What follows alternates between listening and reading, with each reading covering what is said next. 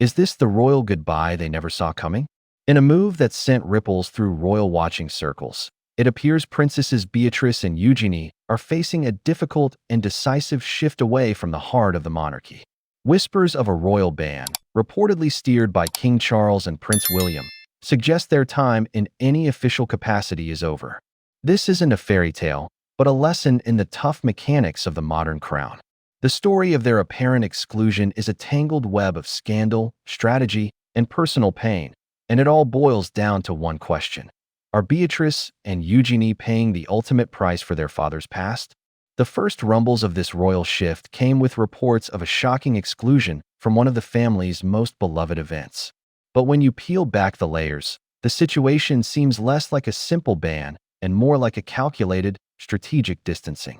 It's a story told in the silence from the palace, and of two princesses caught in the crossfire of a monarchy fighting for its future. To get why Beatrice and Eugenie are in this position today, you have to look back. This whole situation is widely seen as the unavoidable fallout from the scandals that have consumed their father, formerly known as Prince Andrew. For years, his association with the convicted sex offender Jeffrey Epstein cast a long, dark shadow over the House of Windsor. But recent events, including his father's titles being stripped in October 2025 and his arrest on suspicion of misconduct in public office in February 2026, turned that shadow into a full-blown eclipse. The allegations against the former prince, which he has consistently denied, created a hurricane of reputational damage. In the world of royalty, perception is everything. The monarchy's survival depends on public goodwill, an unwritten contract based on duty and character. The scandal involving their father shattered that contract, tying the ancient institution to a sordid modern scandal that has proven impossible to shake.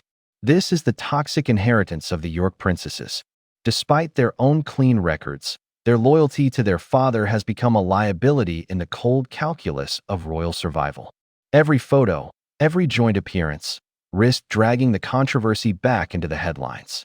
For the institution's new leader, King Charles, and his heir, Prince William, the situation had clearly become untenable.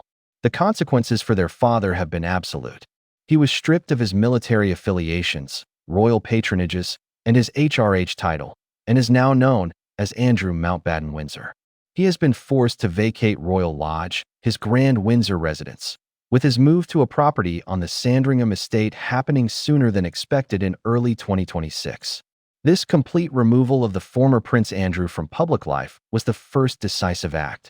It seems the consequences for his daughters were destined to follow. They appear to be the collateral damage in a war to save the crown. The decision to sideline Beatrice and Eugenie isn't just a whim. It's a strategic move, seemingly directed by the two men now in charge, King Charles and Prince William. This appears to be the execution of a long-held vision. Charles has talked for decades about his desire for a slimmed-down monarchy. In his modern, efficient version of the firm, there's simply no room on the balcony for those on the sidelines, especially when those sidelines are tainted by scandal. King Charles' reign is being defined by this mission, to make the crown leaner, more relevant, and more resilient. The presence of the York sisters, forever linked to their father, represents a direct challenge to that mission. They are a living reminder of a chapter the king desperately wants to close. It is perhaps the growing influence of Prince William that's felt most strongly here. Royal experts suggest that he has a particularly hardline approach to managing the family's public image. He understands that for the monarchy to survive, it must appear modern and morally upright. The handling of the Yorks is seen as a powerful preview of his future reign. While unconfirmed, it has been reported that William even advised other royals not to be photographed with Beatrice and Eugenie, a sign of a clear and unambiguous line being drawn in the sand.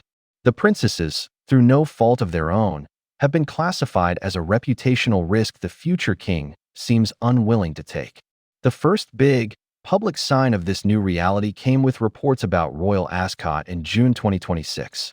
Initial headlines painted a picture of a sudden ban, claiming Beatrice and Eugenie were completely blindsided by an order not to join the royal family in the traditional carriage procession. The news suggested a final excommunication from the family's inner circle. However, the story is a bit murkier than that.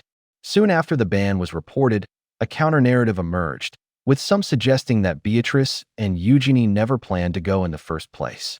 This presents a fascinating contradiction. If they never intended to attend, why would reports of a ban surface with such specific, emotional details? Hey race, where the strategy seems to reveal itself. Whether they were formally banned or a story was leaked about their non-attendance, the result is the same, a very public distancing. The ambiguity is the message. It allows the palace to separate the princesses from a key royal event without issuing a cruel-sounding decree. It creates headlines about a ban, reinforcing the slimmed-down monarchy narrative, while also letting the Yorks save face by claiming it was their decision. It's a ruthless but masterful piece of public relations that leaves the princesses' status diminished. Beyond the palace strategy lies the human cost. For Beatrice and Eugenie, this is a personal blow. Insiders have reported the sisters are extremely unhappy and feel left out in the cold. One source described a distinct cooling of attitudes towards them, leaving them isolated. Think about it from their perspective. They've spent their lives navigating the tricky path of being blood princesses without a full-time royal role. They've pursued their own careers while supporting the monarchy, always walking a fine line. They've endured intense media scrutiny, mostly about their parents, yet they have remained loyal to the family. Now, they find themselves punished for scandals they had no part in. There is a profound sense of injustice here. They are reportedly devastated and heartbroken, not just by the loss of status, but by the perceived lack of support. Their loyalty to their father is a natural, human instinct. Yet, in the unforgiving world of royalty, that family bond is seen as a fatal flaw. They are paying a price for a debt accrued by their father, and it's a heartbreaking example of how, within the monarchy, family ties can be strained in the name of survival. And yet, calling this a final goodbye might be going too far. This doesn't seem to be a complete banishment. The palace's approach appears to be one of selective inclusion, keeping the princesses in the family for private events while erasing them from the official public brand. The most obvious contradiction to a ban was their presence at Sandringham for Christmas in 2025, where they were seen walking to church with senior royals. They remain invited to major family occasions. So what's really happening? It's not an outright ban, but a reclassification. Beatrice and Eugenie are being moved from quasi-working royal to simply family member. They're welcome at Christmas dinner, but they aren't part of the symbolic royal procession at Ascot. It is a demotion, a final goodbye not to their family, but to the public roles they were born into. They are being relegated to the status of private citizens who happen to be related to the king. So what does this mean for the York sisters' future? Having watched their father be stripped of his titles, the prestige of their own HRH styling now seems uncertain. Royal experts like Richard Palmer and Robert Jobson have suggested that the sisters might eventually lose their titles or even give them up voluntarily. Jobson noted that for non-working royals, an HRH can be a target, not a shield, tying them to the family scandals. This definitely sets a precedent.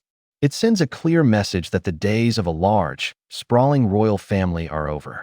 King Charles and Prince William are building a leaner enterprise. This action regarding Beatrice and Eugenie is a warning. Proximity to scandal will lead to exclusion, no matter your place in the line of succession. It's a definitive statement that for the 21st century Windsor dynasty, institutional survival trumps everything, even family sentiment. As the palace doors seem to close on their official roles, it marks a permanent shift in Beatrice and Eugenie's relationship with the crown. They are facing the end of their public royal lives, a goodbye to the roles they were born to inherit but are now seemingly barred from fulfilling. They are still princesses and family members, but they are no longer part of the public-facing brand. They have become casualties of a ruthless, but perhaps necessary, campaign to protect the monarchy. But what do you think? Is this a fair and necessary act of self-preservation by King Charles and Prince William? Or are Princesses Beatrice and Eugenie being unfairly punished for their father's actions? Let us know your thoughts in the comments. And for more in-depth analysis on the British royal family, don't forget to like and subscribe. Thanks for watching.